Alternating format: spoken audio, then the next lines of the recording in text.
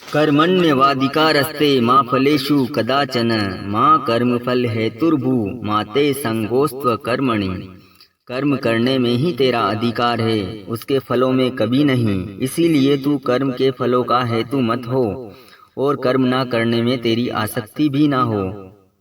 केवल कर्म करना ही हमारे हाथ में होता है, फल देना तो भगवान के हाथ में है। इसीलिए तुम कर्म फलों को लेकर दुख चिंता मत करो, बस अपने कर्म को सही तरीके से कर्तव्य समझकर करते रहो।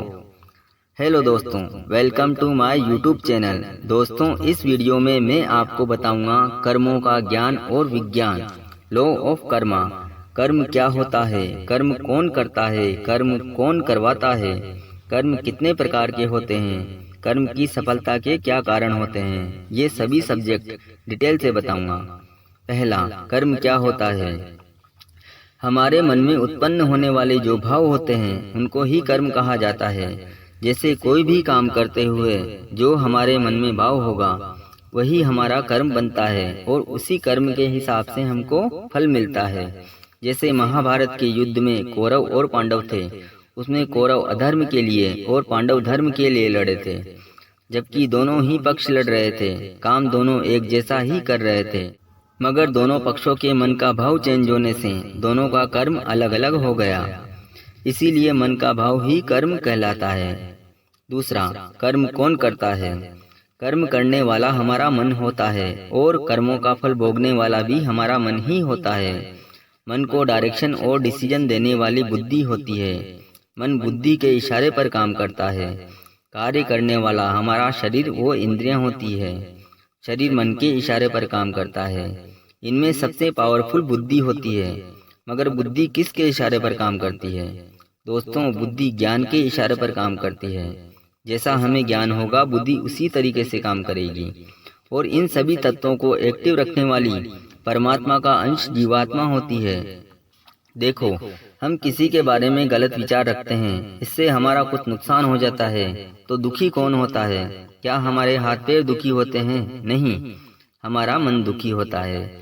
इसीलिए कर्म का कर्ता और भोक्ता कौन हुआ? हमारा मन। कर्म कौन करवाता है। कर्म करवाने वाली माया होती है। माया के तीनों गुण होते हैं।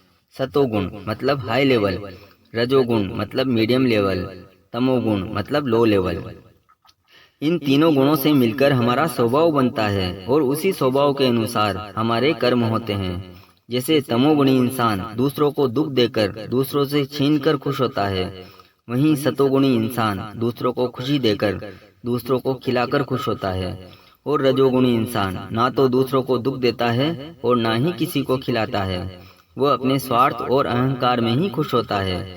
संसार के हर मनुष्य में माया के तीनों गुणों का अलग अलग मात्रा में समावेश होता है। इसीलिए सब इंसान एक दूसरे से अलग होते हैं।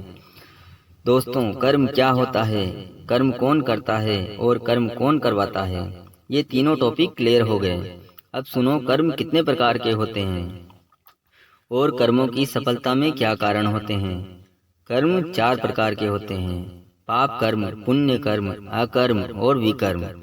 पाप कर्म, पाप का काम हमेशा फेल ही होता है और हमेशा नुकसान ही देता है। जैसे हम कोई भी पाप का काम करते हैं तो मन में एक डर उत्पन्न हो जाता है कि काम का पता ना चल जाए। इससे हमारा कॉन्फिडेंस लेवल भी डाउन हो जाता है और उस कर्म से मिलने वाला रिजल्ट भी बुरा होता है। पुण्य कर्म, पुण्य कर्म फेल भी हो सकता है और सफल भी हो सकता है, कोई भरोसा नहीं। ये हमारे प्रारब्ध तकदीर पर डिपेंड करता है और हम सब इस लेवल तक के ही कर्म करते हैं। इसके ऊपर आता है अकर्म। ये कर्म भगवान द्वारा बताई गई विधि से किया जाता है और ये कर्म निस्वार्थ भाव से बिना अहंकार के धर्म के अनुसार कर्तव्य समझकर पूरे ज्ञान से किया जाता है। और इसे करने वाला सुख दुख लाभ हानि की परिस्थिति में समान भाव से रहता है और वह कर्म और कर्मफलों से डिस्कनेक्ट रहता है। इसीलिए वो कर्म को करता हुआ भी अकर्ता रहता है। इसीलिए इसको अकर्म कहते हैं। और ये कर्म कभी फेल नहीं होता, ये हमेशा सक्सेस ही होता है। और इसके ऊपर आता है विकर्म। इसे ध्यान से सुनना दोस्तों, क्योंकि इस कर्म का फल सुपर सक्सेस होता है। इसको समझ गए तो आपका कोई भी काम फेल नहीं होगा। दोस्तों, ये सभी श्रीमद् भगवद गीता के अचूक प्रिंसिपल हैं। विकर्म। दोस्तों, इसे भी अकर्म की तरह ही किया जाता है, मगर इसमें एक चेंज हो जाता है। इसमें करने वाले के मन का भाव चेंज हो जाता है। वह हर कर्म और कर्मफल भगवान को समर्पित करते हुए करता है। इसमें करने वाले का ओनली कर्म पे फोकस रहता है। कर्म के फलों को लेकर वो कोई भी दुख चिंता नहीं करता।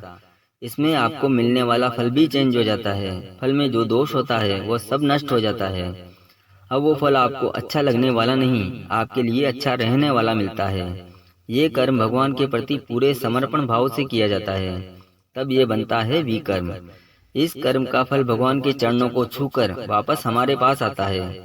और दोस्तों, आप सबको पता ही होगा कि भगवान के चरणों को अगर पानी छू ले तो वो गंगा जल बन जाता है, खाना छू ले तो प्रसाद बन जाता है, गाना छू ले तो भजन बन जाता है, बातें छू ले तो कथा बन जाती है। जो भी चीज भगवान के चरणों को छू लेती है वो सर्वश्रेष्ठ हो जाती है, भले ही वो कोई अवगुण ही क्यों न हो। जैसे लोभ हमारा अवगुण होता है, हमेशा नुकसान ही देता है, मगर जब वो भगवान के प्रति होता है तो वो अवगुण नहीं महागुण हो जाता है। कर्मों की सिद्धि। दोस्तों, कर्म की सफलता के 5 कारण होते हैं: इच्छा, ज्ञान, उद्देश्य, साधन और प्रारब्ध। इन पांचों के सहयोग के बिना कोई भी काम पूरा नहीं हो सकता। जैसे आपको मिठाई बनानी है तो पहले आपकी इच्छा होनी चाहिए मिठाई बनाने की। अगर आपकी इच्छा नहीं होगी तो मिठाई नहीं बन पाएगी। दूसरा, ज्ञान।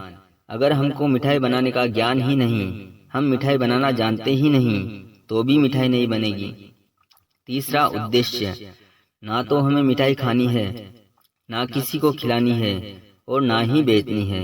मिठाई बनाने को लेकर हमारा कोई भी उद्देश्य नहीं, तो भी मिठाई नहीं बनेगी। चौथा, साधन। जैसे हमारे पास मावा नहीं, दूध नहीं, गैस नहीं, कोई साधन नहीं, तो भी हम मिठाई नहीं बना सकते।